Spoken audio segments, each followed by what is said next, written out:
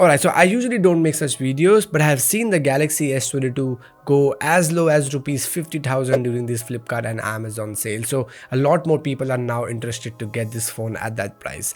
And because I have been using this for about 6 months now, there are some things I would want to talk about. So unlike a full review, which by the way, you can check it out here, this will be a video about how the Samsung Galaxy S22 has aged over the past 6 months.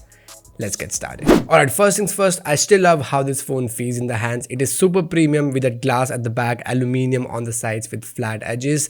And even though I thought I wouldn't like this white color that much, it has done a great job in hiding any fingerprints or smudges in this past 6 months. Now, I do use the case most of the time with this phone, but there have been times I've gone full commando. And even with that, I would say it still looks as minty as new. Now, the display is another thing that is still absolutely beautiful on the Galaxy S22. And funnily enough, you don't really appreciate it unless you start using another AMOLED display. Like I have the Asus Zenfone 9 here, which by the way has a great AMOLED display to start with. But when you put it side by side with the Galaxy S22, the Samsung always comes out on top. So I love the colors. It has deep blacks. It can also get really bright outdoors, and all in all, it's a treat to your eyes. Now, this display has thrown some random jitters and frame drops here and there sometimes, but the latest Android 13 beta, I think I'm on the 4th one right now, has fixed most of it. And as we move towards the stable build, I'm expecting these things will be further ironed out. Alright.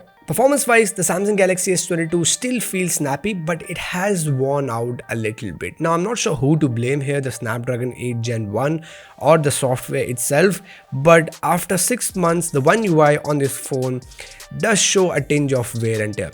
Let me explain. Now, day-to-day usage is mostly fine, but suddenly this phone will randomly once skip an animation, or whenever I connect this phone to my Android Auto in the car, it will go unresponsive for like a good 5 seconds. And then whenever I will toggle on and off my work profile on this phone, it can go bonkers and act very weirdly for about 15 seconds. Now, I appreciate the extra bits you get with the One UI, and I'll talk about that in a bit as well, but I'm not a very big fan of how it ages over time. And again, don't get me wrong, I tried a lot to get used to it. I tried a lot to accept it because I love the Galaxy S22 as a phone.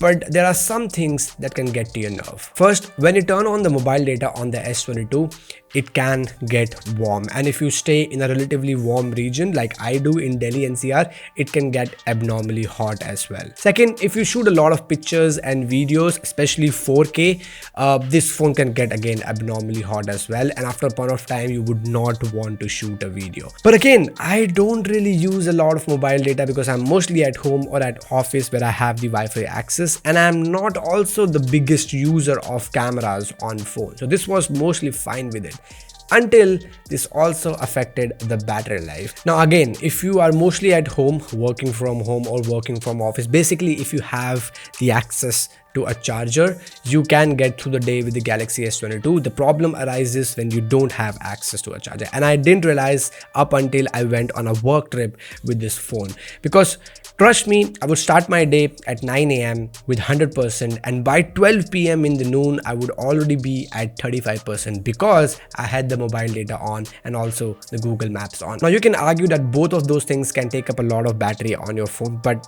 I would say even with that, it is not an acceptable battery life for a phone that started at rupees 73,000 at launch. Alright, enough of the rant. The cameras is one another bit that I enjoyed using on the Galaxy S22 in this past 6 months. And for once, I actually used the telephoto lens a little more than the wide angle, and we all know that the primary camera on this phone is top notch. I think a good way to summarize the whole camera experience on the Galaxy S22 is Samsung really knows what people would like when they click pictures and videos from their phones. And I would say this camera system is right up there with iPhone 13 or 14. In fact, there were some pictures that I thought were much better than iPhone 13 or 14 when I took it from the Galaxy S22. Again, it comes down to personal preference, but I would actually prefer the versatility of the Samsung Galaxy S22's cameras over the consistency of the iPhone 13 or even 14's camera system. Again, this was mostly for pictures, but when it comes to videos, we can all agree that iPhone is still undisputable.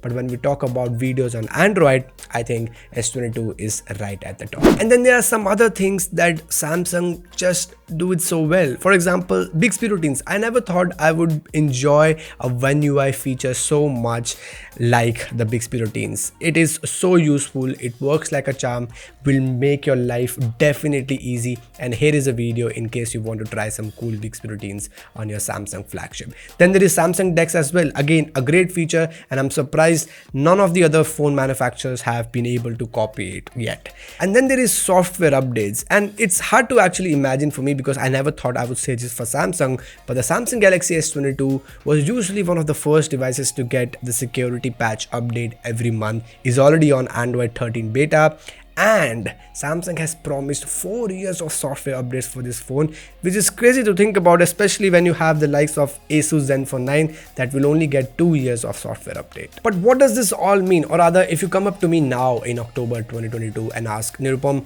the Galaxy S22 is now available for rupees 50,000. Should I really get it?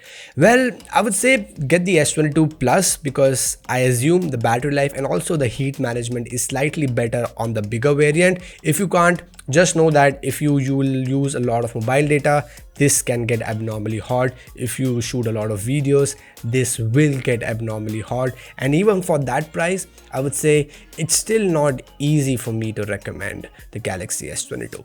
And that, my friend, is my 6 months review of this phone. Now, if you're still into compact phones, I do have the Asus Zenfone 9 with me, which I'll be using extensively as my daily driver. Still no word from Asus if this will ever launch in India. But stay tuned, get subscribed, follow me on social media, and keep asking before I see you in the next one.